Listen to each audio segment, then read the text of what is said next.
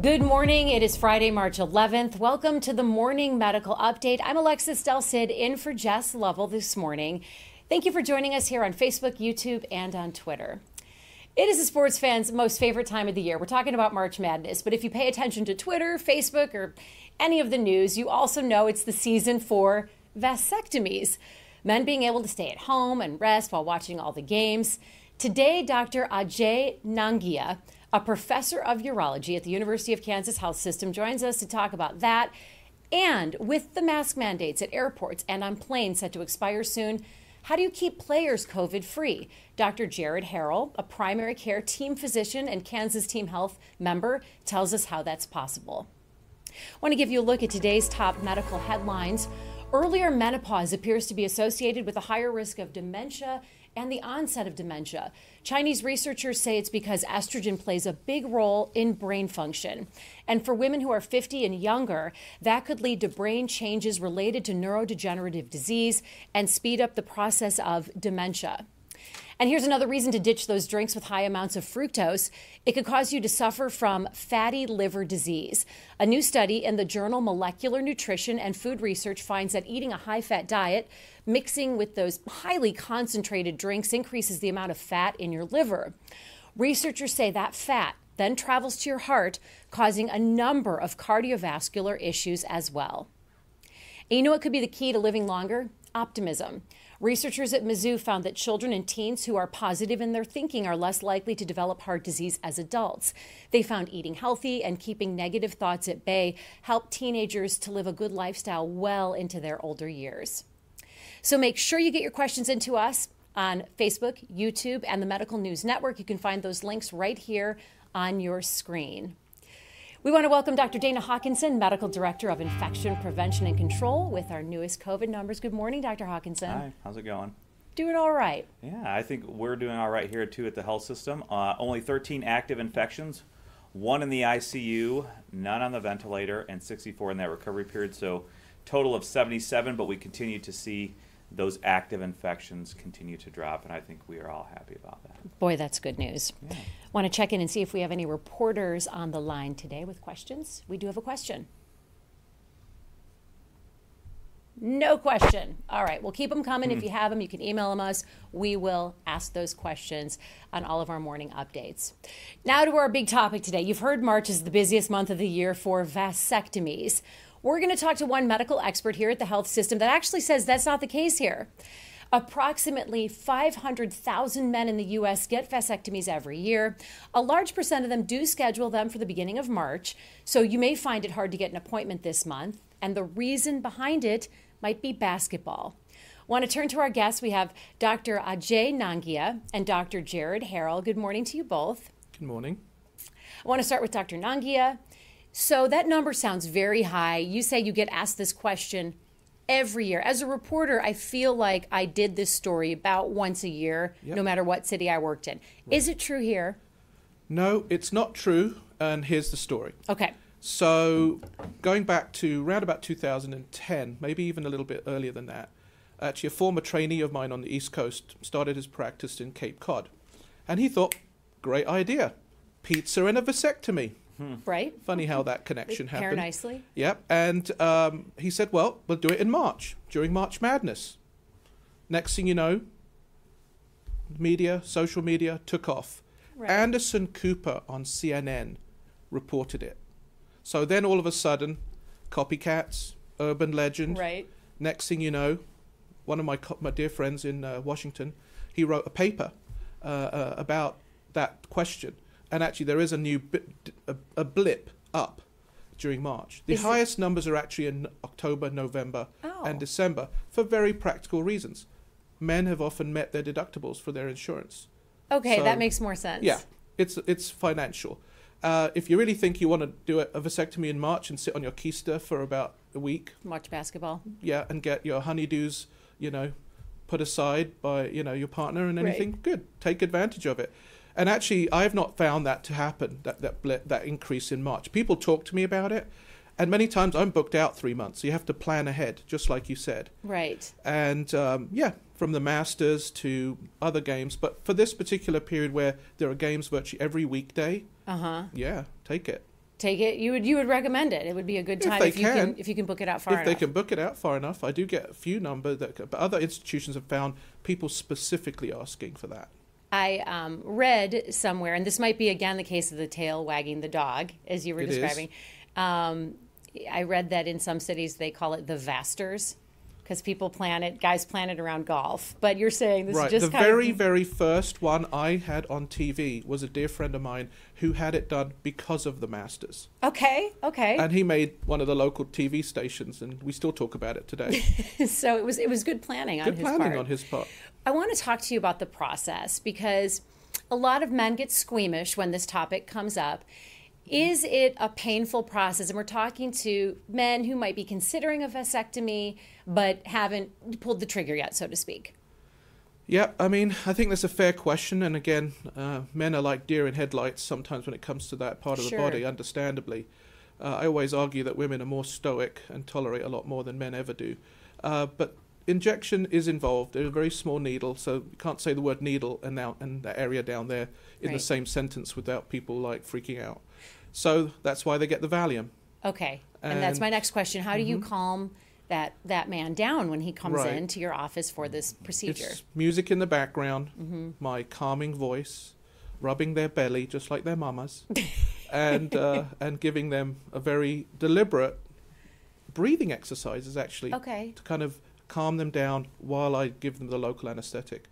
And I won't say everybody, but a lot of the guys at the end do say, that was better than I expected. Right.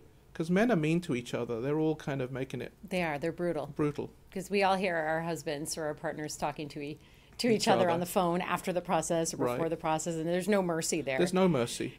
Not from the female partners either.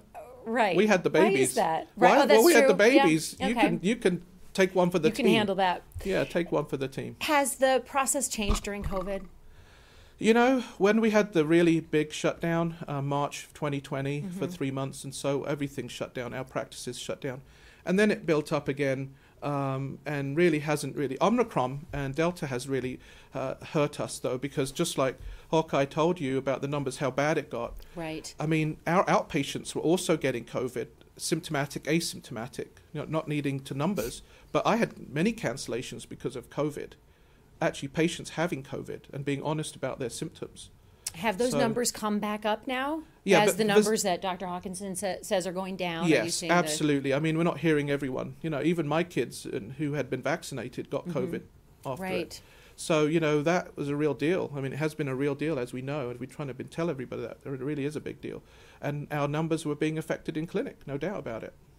Vasectomies aren't immediate as far as their effectiveness. There's always one story in every friend group of someone who got a vasectomy and didn't follow the rules, and whoops, they have a surprise, 9 months later. So what are the rules after a vasectomy?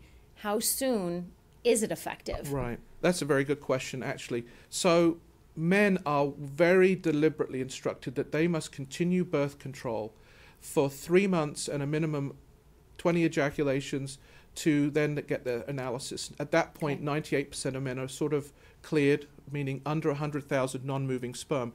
I go one step further generally, and I'm really OCD about making that very low number. But needless to say that has happened in my practice 4 times when guys have not followed the rules. And I think it may be higher because only 50% of men get their checkups, and some of them don't follow the rules. And I don't know what to do. I mean, I'm beyond the point where I can lead them into the clinic to do their specimen. I'm like, some personal responsibility does have to happen. And as long as you've gone through the process of having this procedure, you might as well make sure it works. I mean, we're talking about sporting analogies. I call it falling at the last hurdle. Right. Right? That's a good one. Yeah, yes. All the time. I mean, guys get these analogies. I hate to use metaphors like that, but they do. And I don't know how to spell it. We do this procedure for them. Is there an age limit? And I'm asking this, do you ever say you're too young? I don't want to perform this vasectomy. Well, that gets into very difficult ethical and moral questions. I mean, I have been asked by 18-year-olds.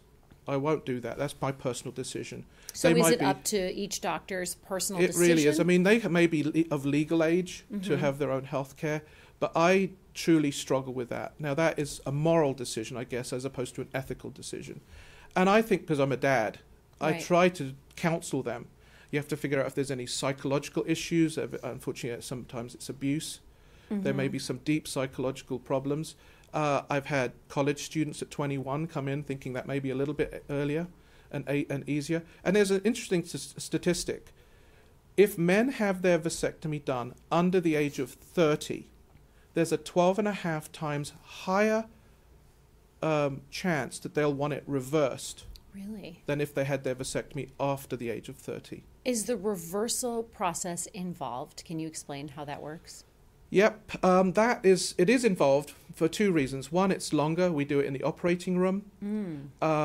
It's about 3.5 hours surgery, doing microsurgery. Unfortunately, it's quite expensive because it's usually out of pocket. And recovery is about the same. But certainly, it's a conscious decision. It's almost aesthetic, as they call it. I mean, it's like Right. plastic surgery. If you opt to have a vasectomy, you don't get it covered for, generally by insurance. And therefore out of pocket. And you have to think very long and hard about why. Another kid, another partner, so very extensive discussion about options. Not doing anything to doing a vasectomy reversal or doing in vitro fertilization with what we call sperm recovery, Right. to obviously other things, adoption, donor sperm, foster care. And more importantly, the biggest question is, why do you want to do it? I'm not judgmental. But as a doctor, I feel like I'm a counselor to Sure. probe those questions, just like vasectomy. Yeah. Why? And I have many men coming in without having had children for vasectomy, right? And I'm like Dad. I've always seen the people on the other side of the fence who come back Sure. with a new partner or a partner and say, well, I kind of made a mistake a few years ago. And then you talk them through that Talk them and through that. set them up. You So know? you try to figure it out on the front end so someone doesn't have to That's come right. back and get that reversal. That's right. I want to talk about something else in addition to medical procedures. There's another hot topic during March Madness. It's the upcoming changes with mask mandates. And this is where we want to bring in Dr. Harrell. With the CDC easing face mask guidelines and with masks soon going away on planes and in the airport, how on earth do you keep players free from COVID and other viruses? Yeah, it's a challenge. So I think the most important thing we do is just educate on what that risk still is.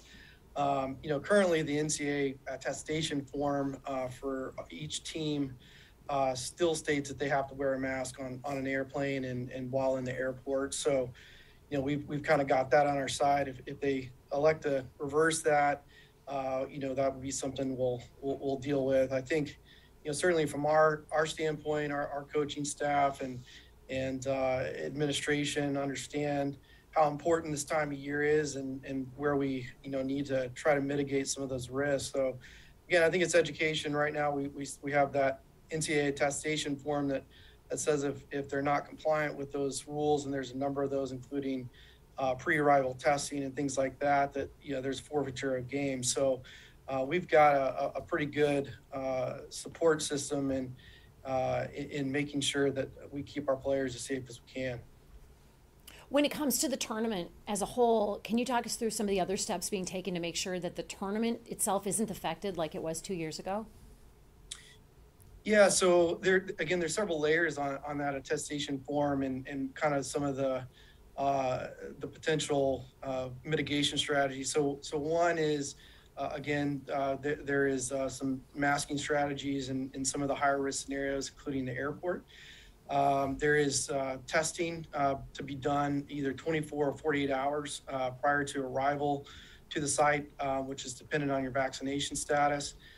So if any member obviously is tested positive, they're excluded from that travel group. And then there's some contact tracing that goes on there as well. We've been very strong in recommendations, the NCAA guidelines on that, as far as really what sort of activities you should be doing outside of that travel party or the tier 1 individuals that have been in that test group and avoiding any of those exposures outside of that. And so again, there's really just a lot of time talking about the fact that the risk isn't zero. This is obviously almost an awkward time for a lot of us. We've been living this for a couple years and we've kind of gotten used to certain things and there's a lot of questions as to why now? And so we have to be, very consistent and empathetic to some of those questions, because they really can be all over the board, but they're excellent questions and concerns. And so, again, we just talk about, doing everything we can to limit that, and then it's kind of up to them to make good decisions. And that's a good point, Doctor. It's not like you're barred from wearing a mask. If you want to wear a mask in the airport or on planes, people, I would imagine, moving forward, over the years, there are people who will continue to wear masks every time they fly or in the airport. When you talk to the fans, are there specific things that fans should know when they head to the tournament that they need to do, or any changes to the tournament that fans need to know about? Well, yeah, it's really interesting, actually, again, on that with the NCAA attestation form, and maybe just to go into a little more detail on that. So each organization or school that is chosen on selection Sunday here will have to sign a form that says they've read it, that they comply with all of the directives in that. And if they're found to violate any one of those, will be eliminated from the tournament. So it's big stakes for each school and university. But there's also a third component to that, which is each site has their own recommendations that are based on the host city.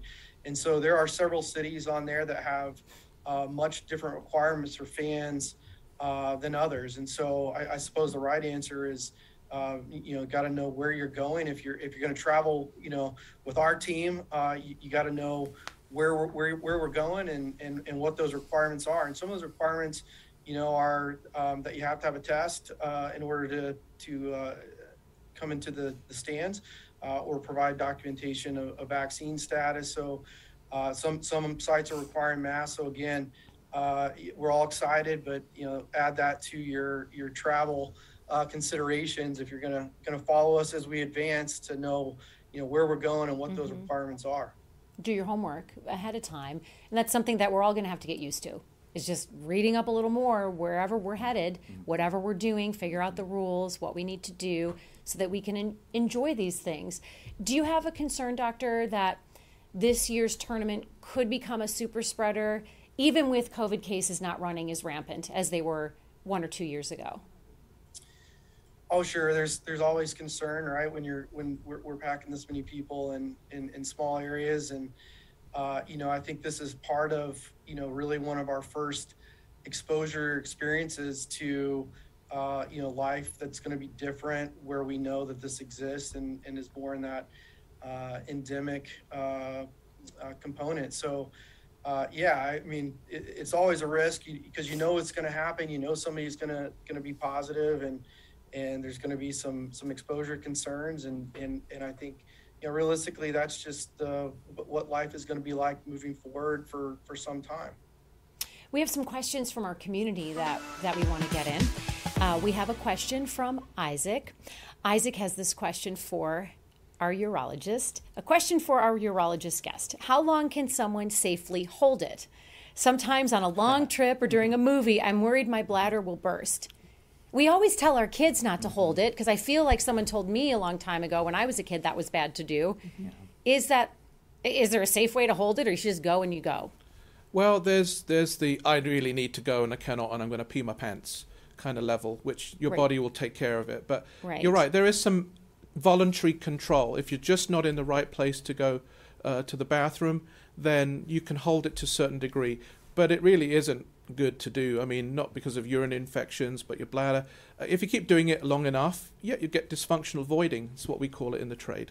And then I heard Dr. Hawkinson nodding and going. Did you have UTIs. Experience treating people with this? Or I mean, we treat people all the time. When we work very closely with our urology colleagues to help with this. And I think you can also get reflux backup through the... In children. What's reflux backup? So if you have a full bladder with a high pressure, then there's usually a valve system that controls the way the urine flows, but you'll break that method and it'll go up to the kidneys. Oh, man. And then what happens? Then they can get infections and their kidneys can be a problem. That sounds rough. That can be chronic voiding dysfunction that can cause that, absolutely. And Dana sees this all the time for people that we see with recurrent UTIs or have bladder stones or dysfunctional spina bifida, multiple sclerosis, people who have voiding dysfunction for non-voluntary reasons. Right. But you can actually teach yourself to be a dysfunctional voider, hence children. Oh. And pooping too, by the way. Right. If you're a poor pooper, you become a poor peer. Oh, yes. And we always, these are conversations you have with your littles when, you have toddlers and you're potty training them. I have a question from Jean. Dr. Nangia, Jean wants to know, what are the problems giving vasectomies to the clinically obese? Are there problems with that? Well, it's a technical challenge. Okay. It can be difficult to feel the vas deferens, that's the name of the tube or sperm duct. And those, when I see them in consultation, many times I do the physical exam, and if I have trouble feeling it there, it's probably going to be trouble doing it under local. Okay. And once in a while I do have to do the vasectomy. There's a lot of adipose fat tissue down there, or just difficult to feel to be accurate, so I'll take them to the operating room once in a while. Question from Steve. Steve would like to know if a married man needs his wife's permission to have a vasectomy. No. Okay. The bottom line there, and you can weave all the wicked webs you want to do and not tell your wife, good luck to you. But, or, for other reasons, sometimes they have mistresses. And that sounds very weird and Dr. Phil-like, but I hate to tell you that's the world I live in. That do patients confess that to you? No. But I will ask, are you doing this as a consensual experience with your partner? And they'll go, no, I'm doing this by myself. And then I give them the daddy talk. I give them are you sure? It's okay. You're my patient. Right. It's your prerogative to do this. But then I always ask the elephant in the room question, why aren't you telling your partner? Right. Once in a while, they'll kind of squeam on their chair and they'll tell you. And sometimes they're blatant. And I'm like, listen, I'm not judging you. I'm just telling you that this is a decision that you're making for all of the reasons, with or without telling your partner. We have a question from a few women, different kinds of questions, but along the same lines when it comes to women's health. And I know that Dr. Nangia, leaky bladder is an issue that you're well versed in for women's health. So I want to ask you about that first. What is it that women need to know about this? Is it leaky bladder syndrome? Is that what it's called? Well, we call it incontinence, obviously in the proper words, but the question is it stress incontinence when I call it sneeze and peas. If you sneeze or you move a certain way and you leak, is that often postmenopausal? Is it because you've had babies, big babies especially? Is it just the muscles not as tight and you can do pelvic floor exercises? Is it neurogenic bladder, where what we call overflow incontinence, which is sometimes when your bladder is full, women don't have as much control, hence the Kegel exercises they do after babies, for example, and they just leak out because their bladder's too full. How do you know when it's time to see a doctor for that? Because it feels like after the age of 45, everyone I know has to cross their legs when they sneeze. Right? Yeah. Is that does everybody need to be seeing a doctor for this, or is that just part of life as a woman that you just live with? Well, that's a very good question. I think the real question is, how much is it bothering the woman to need to be open enough to go and see a doctor and open up about their embarrassing situation. Number two, and Dr. Hawkinson and I again deal with this, recurrent UTIs. Is there something else that's causing those leaky bladders to lead to infections? And therefore, that's when we try to investigate how the bladder squeezes and works and any interventions that are needed. And Dr. Hawkinson, what are you experiencing with your patients with that? It's mostly what they experience, and it's just, it's a horrible quality of life. They get antibiotics, typically they feel better, and then soon after that they start to have symptoms again. So it's really more of a matter of quality of life for them, and we really try to figure out exactly what's going on. It's not just simple cystitis or simple UTI that we talk about, but there are complex physical differences and physical changes and just other complex issues that go along into creating this recurrent type of cycle with infections or symptoms or both, actually. Question for Dr. Harrell. I want to bring Dr. Harrell in. I know we're asking a lot of questions about vasectomies and women's health, but there is a question that I have gotten from a couple people is how soon after you get a vasectomy are you allowed to play the sport that you love? And would an athlete be allowed to get a vasectomy around tournament time, or is that no? You got to wait till after the tournament. I know these are young guys, so these are very young guys, but it is a question tied into sports. Yeah, so that would be the discussion with oral and with the moral and ethic discussion. But I guess the way I would advise for as far as tournament time goes, and I wouldn't do an elective procedure like that in season. Although our good doctors here are excellent at preventing complications. They're not zero, and so that would not be something I would advise for any sport. Yeah, I think if somebody's in the middle of competition season and they're not willing to take a small break from training and competition, that may not be the best time to consider a vasectomy. I have some more questions coming in. And actually, if I could comment. Please do, yeah. So, exactly. I mean, definitely not in tournament season for an elective. And I've looked after MLB and NFL players who wanted a vasectomy off-season. Naturally. Off-season. I mean, they've got a career to look after, right? Right. And it's not just the usual 1 or 2 weeks we tell the guys, and I tell them they have to be able to do jumping jacks before they go do any physical exercise. Mm-hmm. But professional and very high competitive athletes are going to possibly take a knee, an elbow, a ball, and they have to be full on, right? 120% when they're playing without pain. And so definitely not during season. Training can be affected, exactly. I agree with Dr. Harrell completely. They have to be completely pain-free, and not even in that short first month period. I want them to be jumping jack free. Right, yeah. Jumping jack free. Yeah. Certainly not getting tackled. Definitely not getting tackled. Or leaping for. That's right. The elbow in basketball. Oh my God. Right. You don't want an elbow in your. Hopefully, no one's tackling anyone in basketball. Ashley Nicole has a question. This is an interesting one. Ashley writes, "Why do I keep hearing that young women who want to be sterilized are being denied? Is there a rule in place that prevents women from making this decision?" So that's a bit tricky. Because young girls, women, adolescents are able to get reversible contraceptive without parental consent, which is birth control pills. Yes, is that what we're talking about? Birth but when we talk patch. About again, female sterilization or tubal ligation, they have to be of legal age.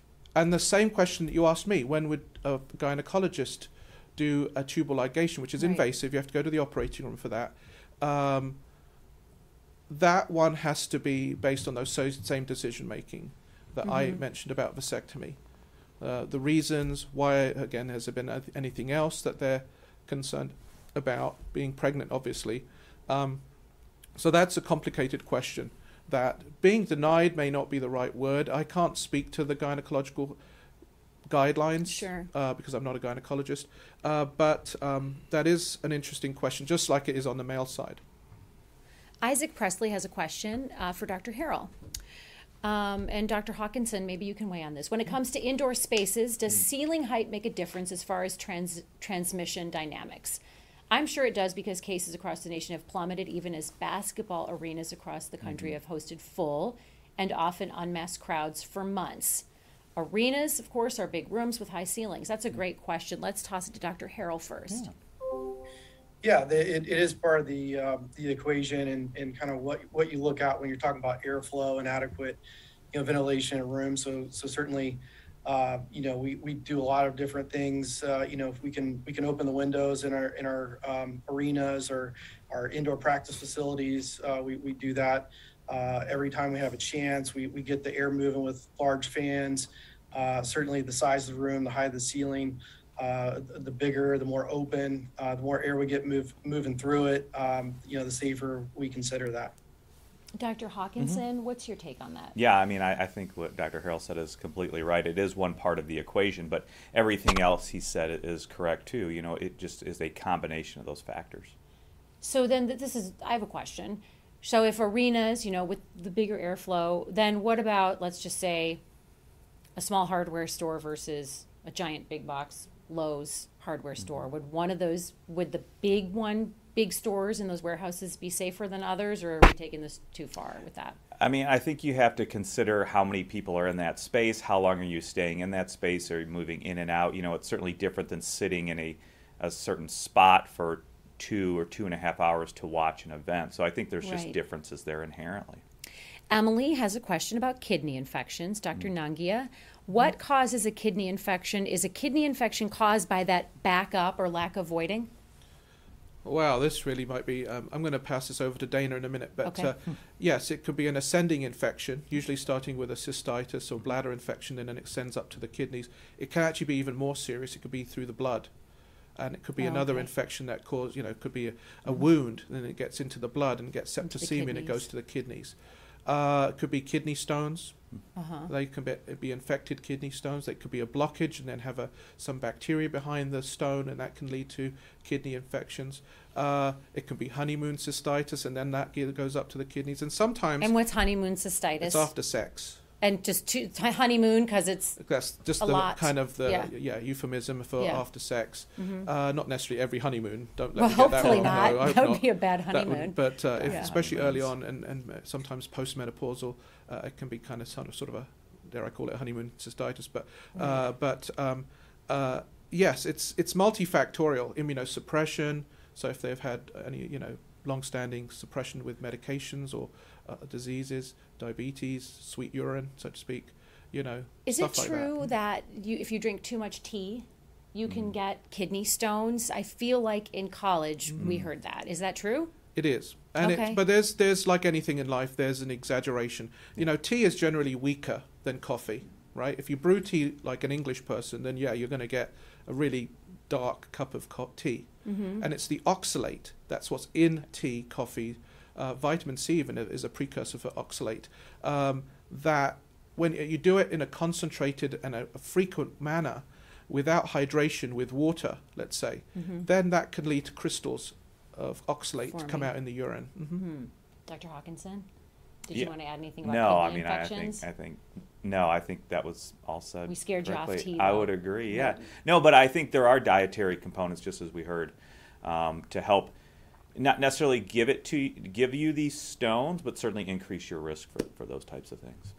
Angela would like to know about prostate surgery and the problems men have with their bladder after prostate surgery.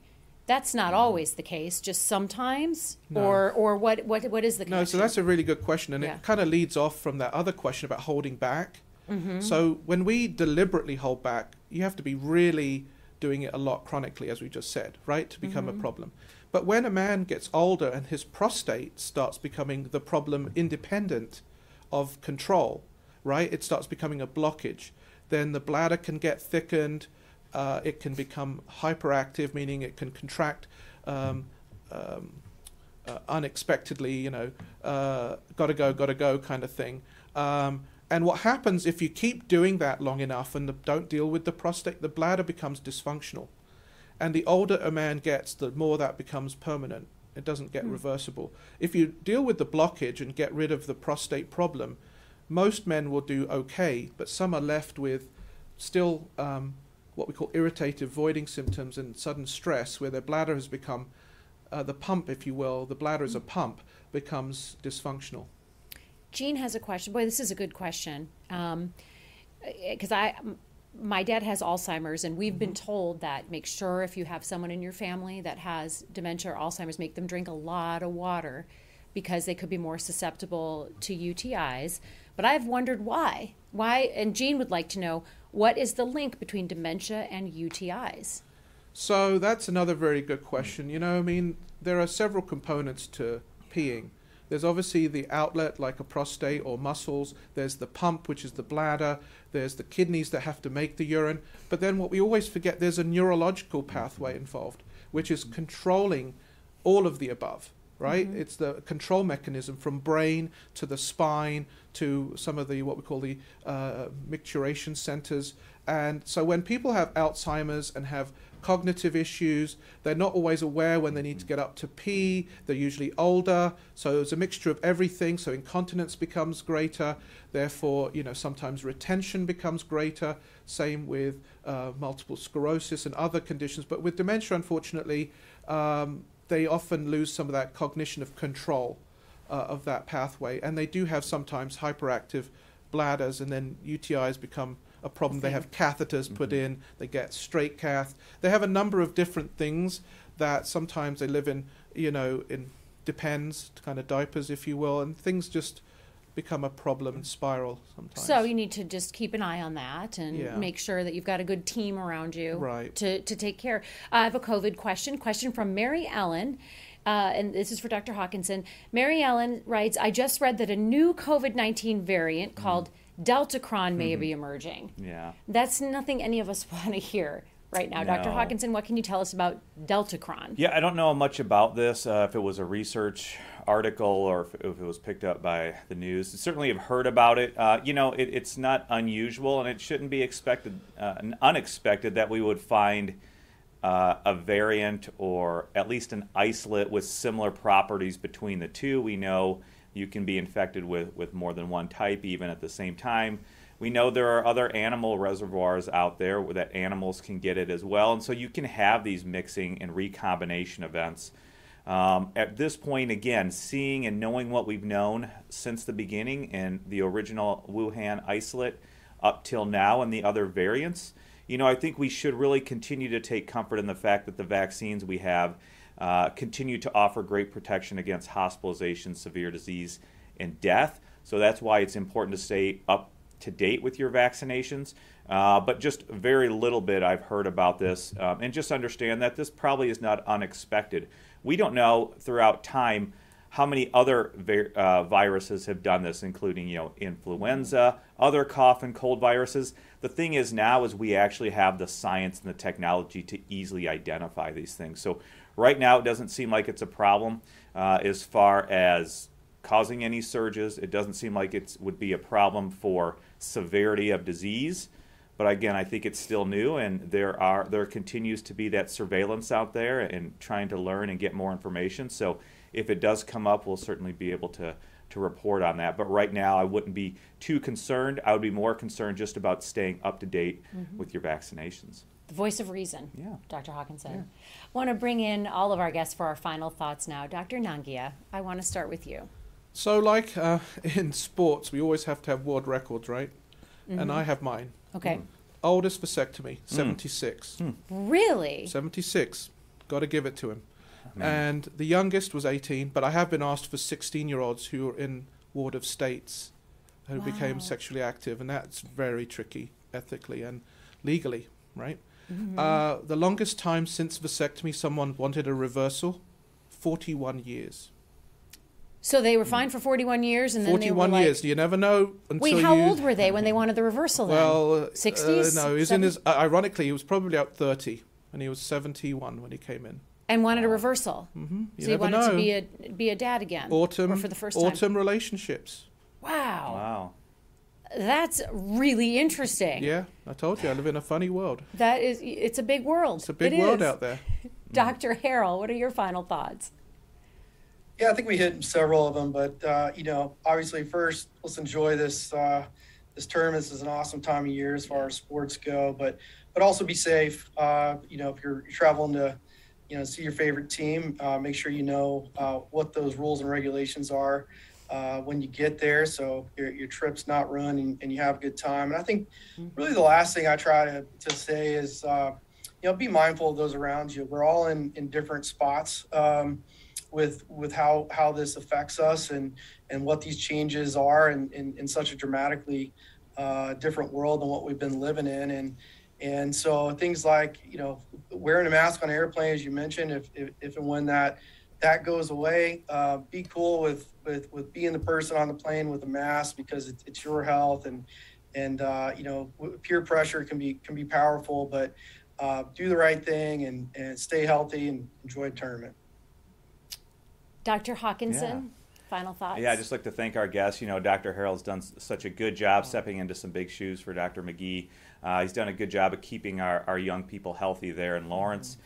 He'll continue to do it. I think they're in very good hands. And Dr. Nangia, excellent physician and surgeon. I think he's offered a lot of good insight. We've had a lot of good, insightful questions today. Just understanding that things are not black and white, especially when we're talking about health and disease processes. There are multiple factors involved in a lot of these things, and so it's very difficult, I understand, for a lot of people to understand it's not just this or that, but it's a combination of different factors. And so I think he's done a good job of explaining all these answers here today. So again, and the last point continues to be, it was a very good question about the Deltacron, or this new isolate that they found. But I think, again, everybody should continue to take comfort that here in the United States, we have a vast supply of vaccine. We know the vaccines continue to protect us, so if you are not up to date, please go get up to date. If you haven't been vaccinated, there still is time. Please go get vaccinated this weekend. And we're figuring out a way to live through this and just keep leading our lives. This isn't our first rodeo. So we're just going to take everything that we're learning from our amazing doctors and keep moving forward. Speaking of moving forward, this is a big weekend. We're going to spring forward this weekend, which means Sunday at 2 a.m., push the clocks ahead an hour when you go to bed on Saturday night. Yes, you'll lose an hour of sleep, but you're 1 hour closer to summer. So there's that. Yeah, my parents always remind me to do that, but then I remind them that my iPhone does it on its own. Yeah. So you zing them. Most iPhones, you zing your parents most with that. iPhones and cable boxes will all do it on They don't our have to own. think about it anymore. But if you like the old school alarm clock, which I still hold my alarm clock sacred, experts say the time change is altering your sleep schedule, though. Even if it's just an hour, it can have an effect on your health more than you think. The loss of sleep can cause you feeling like you're sleep deprived, sleepiness. It can linger for even weeks in some people, weeks. So to minimize the effects, just make some gradual adjustments. Dr. Damian Stevens is a pulmonologist here at the health system. We're basically getting jet lagged. The entire country is shifting for 1 hour going east with this daytime, because we're, quote, springing forward, and because springing forward, you're losing this hour of sleep. So it's just like you left last night from Kansas City and you woke up in New York. If you think the time change is going to affect you, Dr. Stevens says that just try to go to bed a little bit earlier tomorrow night, maybe take a half hour nap if you can swing it during the day, help you get back on track. March 30th is National Doctors Day. It is a fantastic day to honor doctors for their dedications and contributions to our whole community. Here at the Medical News Network, of course, we think every day should be a Thank a Doctor or Thank a Healthcare Worker Day. And we know so many of you in the community want to send your thanks as well. So here's how you can thank a healthcare worker for their hard work. We would love to spotlight your messages of thanks. On your screen right now, there's a QR code, the email addresses and websites where you can send us those videos. It's all connected. Once you send those videos to us, we will put them on the air and share them with everyone. So we can't wait to see your messages. Thank you so much for being with us today. And remember, you can always catch our shows anytime on Facebook, YouTube, and now on Twitter. And on Monday, we've all heard about how COVID-19 is being found in deer. Now there's a new report that finds deer may be transferring that mutated virus right back to us. How this is happening, what you can do to keep your pets safe. That's coming up. We'll see you Monday at 8 a.m.